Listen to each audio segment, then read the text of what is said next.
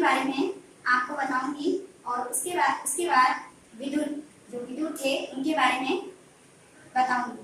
तो बच्चों, इससे पहले वीडियो में महाभारत में मैंने आपको महाभारत की एक छोटी सी कथा सुनाई और शुरुआत सुनाई कि कैसे महाभारत आरंभ हुई और कैसे भीष्म ने प्रतिज्ञा की कि वह आजीवन ब्रह्मचारी रहेंगे, यानी कि विवाह नहीं करेंगे।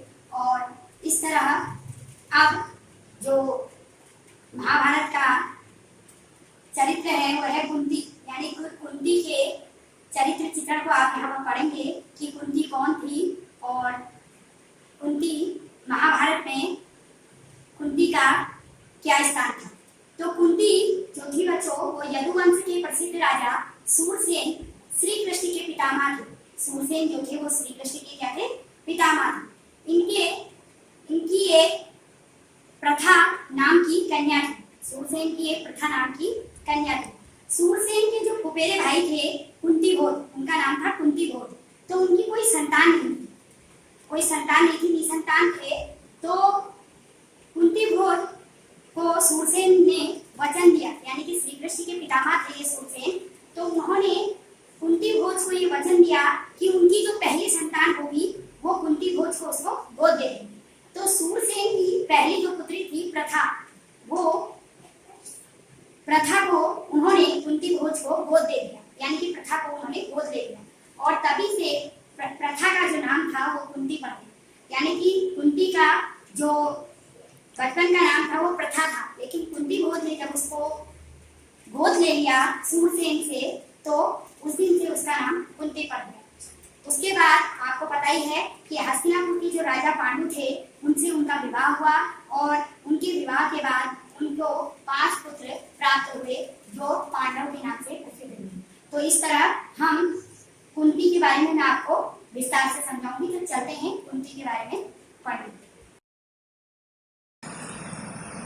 यदुवंश के प्रसिद्ध राजा सूरसेन श्री कृष्ण के पितामह थे। उनकी प्रथा नाम की कन्या थी। उसके रूप और गुणों की कीर्ति दूर दूर तक फैली हुई थी। सूरसेन के फुफेरे भाई कुंतीभोज के कोई संतान न थी। सूरसेन ने कुंतीभोज को वचन दिया था कि उनकी जो पहली संतान होगी उसे कुंतीभोज को गोद दे देंगे। उनके अनुसार सूरसेन ने कुंतीभोज को प्रथा गोद दे दी। कुंतीभोज के यहाँ आने पर प्रथा का नाम कुंती पड़ गया। कुंती के बचपन में ऋषि दुर्वासा एक बार कुंतीभोज के यहाँ पधारे। कुंती ने 1 वर्ष तक बड़ी सावधानी व सहनशीलता के साथ उनकी सेवा शुश्रूषा की। उनकी सेवा टहल से दुर्वासा ऋषि प्रसन्न हुए और उसे उपदेश दिया और बोले, कुंतीभोज कन्ये, तुम किसी भी देवता का ध्यान करोगी तो वह अपने ही समान एक तेजस्वी पुत्र तुम्हें प्रदान करेंगे। इस प्रकार सूर्य के सहयोग से कुमारी कुंती ने सूर्य के समान तेजस्वी एक सुंदर बालक को जन्म दिया। जन्मजात कवच और कुंडलों से शोभित वही बालक आगे चलकर शस्त्रधारियों में श्रेष्ठ कर्ण के नाम से विख्यात हुआ। लेकिन अब कुंती को लोक निंदा का डर हुआ। उसने बच्चे को छोड़ देना ही उचित समझा, इसलिए बच्चे को एक पेटी में बड़ी सावधानी के साथ बंद करके उसने गंगा धारा में बहा दिया। बहुत आगे जाकर अधिरथ नाम के एक सारथी की नज़र उस पर पड़ी। उसने पेटी निकाली और खोलकर देखा तो उसमें एक सुंदर बच्चा सोता हुआ मिला। अधिरथ निसंतान था, उसकी कोई संतान नहीं थी। बालक को पाकर वह बड़ा प्रसन्न हुआ। सूर्यपुत्र कर्ण इस तरह एक सारथी के घर पलने लगा। इधर कुंती विवाह के योग्य हुई। राजा कुंतीभोज ने उसका स्वयंवर रचा। उसमें विवाह करने की इच्छा से देश विदेश के अनेक राजकुमार स्वयंवर में आए। हस्तिनापुर के राजा पांडव भी स्वयंवर में शरीक हुए थे। कुंती ने उन्हीं के गले में वरमाला डाल दी। महाराज पांडु का कुंती से ब्याह हो गया और वह कुंती सहित हस्तिनापुर लौट आई। उन दिनों राजवंशों में से एक से अधिक ब्याह करने की प्रथा भी प्रचलित थी।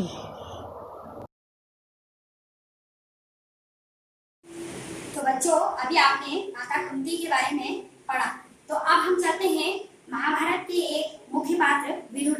विदुर जो थे, आपने महाभारत में देखा होगा कि विदुर का महाभारत में एक विशेष स्थान है। विदुर जो थे, विचित्र वीर्य की रानी अंबालिका जो थी, उनकी दासी की कोख से धर्मदेव का जन्म हुआ। यानी कि विचित्र वीर्य रानी जो थी, वो अंबालिका उनकी दासी थी, उसी की कोख से धर्मदेव का जन्म हुआ था। आगे चलकर ये विदुर के नाम से प्रख्यात हुए। धर्मशास्त्र तथा राजनीति में विदुर का बहुत ज्यादा नाम था। यानी कि विदुर ने धर्मशास्त्र और राजनीति में उनका स्थान बहुत बड़ा था। तो चलते हैं विदुर के बारे में पढ़ना शुरू करते हैं। विचित्र वीर्य की रानी अंबालिका की दासी की कोख से धर्मदेव का जन्म हुआ था। वह ही आगे चलकर विदुर के नाम से प्रख्यात हुए।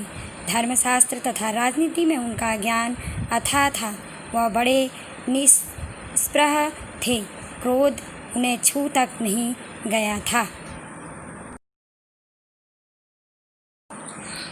गया था।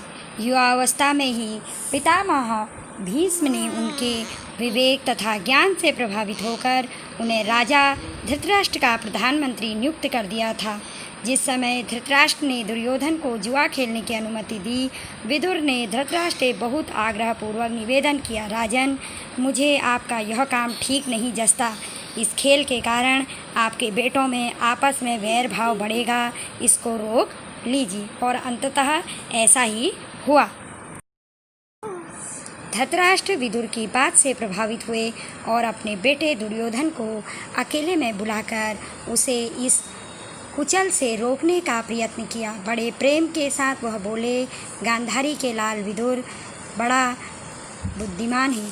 बुद्धिमान हैं और हमेशा हमारा भला चाहते हैं। उनका यह मानना है कि हमारी भलाई है। वत्स, जुआ खेलने का विचार छोड़ दो। विदुर कहता है कि उससे विरोध बहुत बढ़ेगा और वह राज्य का नाश का कारण हो जाएगा। छोड़ दो इस विचार को। धृतराष्ट्र ने अपने बेटे को सही रास्ते पर लाने का प्रयत्न किया, किंतु दुर्योधन न माना। वृद्ध धृतराष्ट्र अपने बेटे से बहुत स्नेह करते थे। अपनी इस कमजोरी का कारण उनका अनुरोध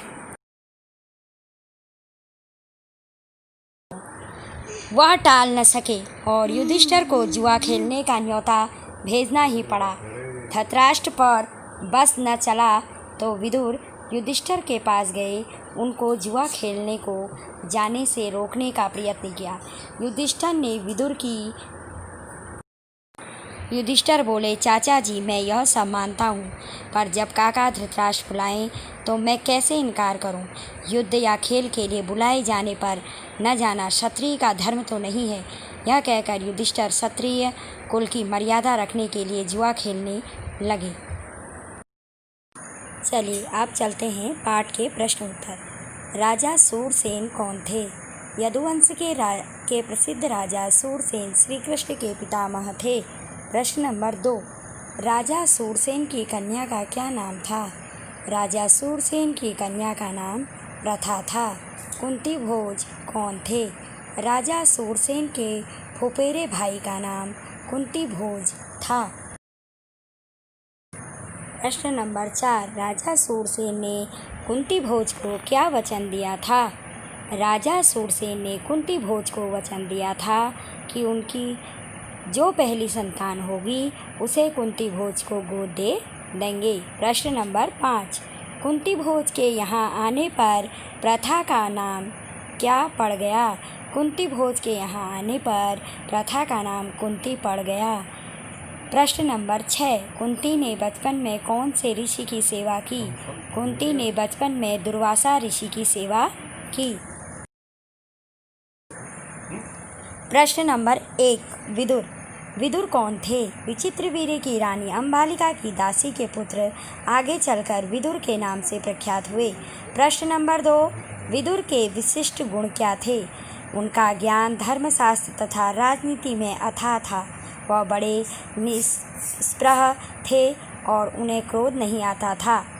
प्रश्न नंबर 3, किसने विदुर को राजा धृतराष्ट्र का प्रधानमंत्री नियुक्त किया था और क्यों? पितामह भीष्म ने विदुर को उनके विवेक तथा ज्ञान से प्रभावित होकर उन्हें राजा धृतराष्ट्र का प्रधानमंत्री नियुक्त किया